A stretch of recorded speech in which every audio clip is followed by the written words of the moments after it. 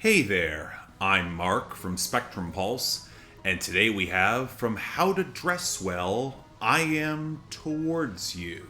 At this point, I'm just not sure what to make of Tom Krell as an artist. I found inroads into his early indie R&B work. His pop pivot in 2016 with Care didn't precisely work, but I respect parts of it, and Salt Song is a banger. And The Anteroom was a swerve back into the icy ambient electronics that I wanted to like more in 2018 than I do. So naturally, the next thing to do, after taking 6 years between albums and getting a PhD in philosophy, with his dissertation on the possibility of non-nihilistic metaphysics, oh boy, it is to release this album after getting disillusioned with academia for nihilistic professionalization, kinda similar to his disillusionment with the music industry after 2018. At least to me, it seems like there is a pattern of him getting frustrated with the commodification of either art or philosophy or music, where he seeks some sort of intrinsic sacred value. And that's quietly kind of ironic to me because thematically, I can feel a deep core of nihilism across both Care and The Anteroom,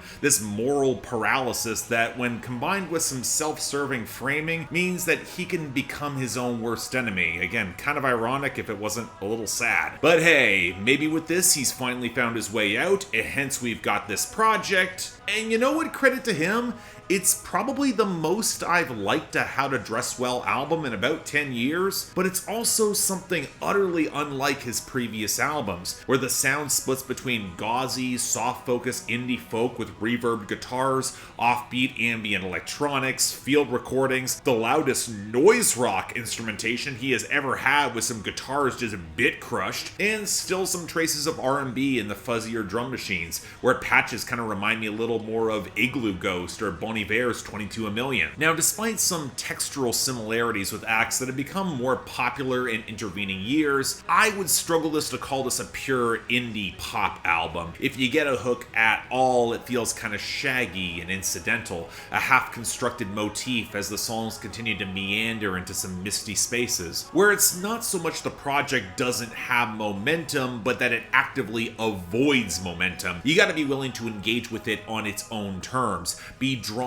into and become comfortable with a lack of clear definition, be willing to be taken in by some of its strange swerves. And you know, some of them I did find pretty compelling. The oscillating guitars on Contingency, Necessity, Modality of Fate that would just erupt into a fusion of lo-fi black gaze and bit-crushed explosion on Crypt Sustain, the horns across the fractured atmospheric acoustics of Nothingprayer, that closing outro on A Secret Within the Voice, even if you then come to realize that for every shudder and quake in the mix, they're not about to pay off any crescendos or dramatic change-ups or sense of consistent groove for as much as the bass is underserved, or how little Tom Krell utilizes his gorgeous falsetto outside of the vocals being relentlessly smothered in effects. But that also ties into how he has explained the themes, and how to position oneself towards something or someone of great import to you, not being prescriptive or definitive on that thing or person, but being drawn in their wake, where amidst the broader expanse of time and a past future that we can never fully know, a choice to not limit oneself to a chosen defined reality where the potential unknown can offer so much more. And thus the album shows what it means to embrace such an existential worldview. He's drawn to personal connection all the more strongly, while conscious of the tighter you hold on to people or things, the higher likelihood you'll wind up driving them away. Then there's questions of making the right or wrong decision that's kind of left unknowable in the biggest scheme of things, where it seems like even the most innocuous events could then have greater import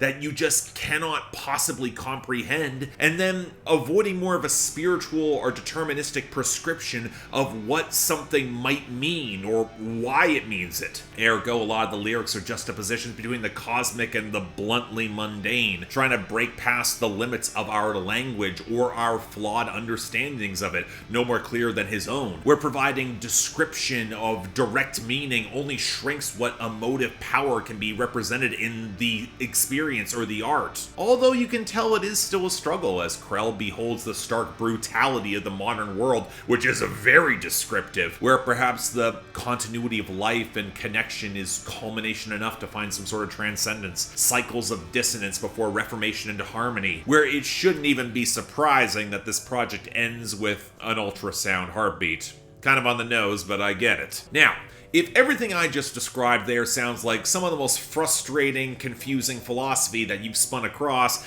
and you don't have time to indulge this pretension, or on the flip side, you're able to immerse yourself in the whole sonic rapturous experience, look, I get both sides of that argument, but I'm trying to engage sincerely with the philosophy and the themes and the execution, and not gonna lie, I've got issues here. Part of this is the argument of practicality. I know he's in metaphysics, but this argument stands in that your material conditions will impact your framing of your metaphysics. And I've heard enough How to Dress Well albums to recognize that denial of responsibility or full agency can be enabled by this kind of framing. And Krell has described himself as not being one for rewrites, and there is some degree of hubris in the, let's be snarky and call it faith, that it'll coalesce and not come across like half-formed first drafts that might be more resonant to him than anyone else. And while I can accept a lot of the meta-commentary around the themes echoing in both engaging with this album and the world at large, it's hard to escape the feeling that Tom Krell is still trying to convince himself more than anyone else. And I'm just not as enamored of the journey when denial of agency is intrinsic to the internal arc of the album. It starts feeling a little trite, even if there are metaphors I consistently like, specifically around the misunderstandings and miscommunications that come with language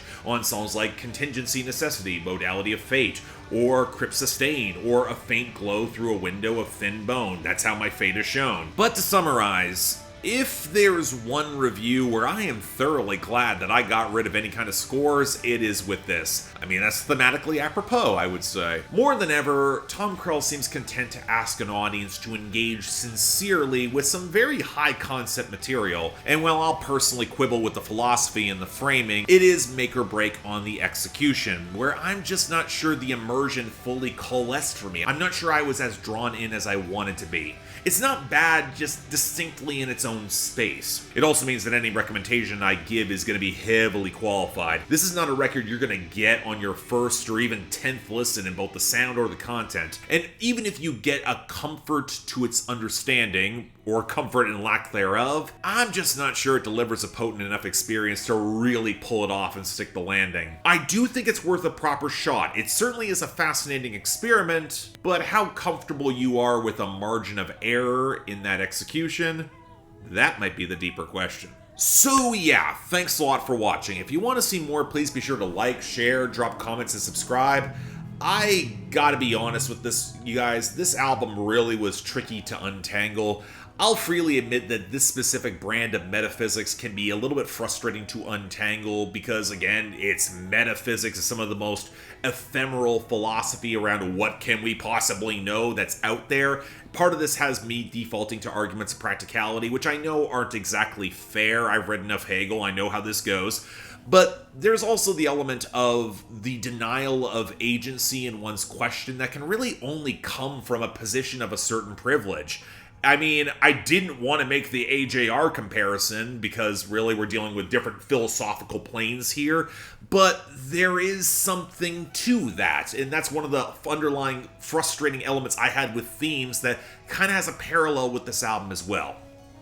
But beyond that, if you guys have any comments, please drop them below. I'm sure I will inspire some stimulating debate, and again, given that this album is very highly structured to how much we cannot know, I'm sure y'all are going to be civil regarding that. Beyond that, though, anything else I might be able to do to improve my presentation, I'm all ears. And if you guys want to get projects on my schedule, help support the channel, or actively yell at me on my Discord, link to my Patreon is right over there. Don't feel obligated, tough times, I understand, but the option's available. Till then, I'm Mark, you're watching Spectrum Pulse, and I'll see you next time.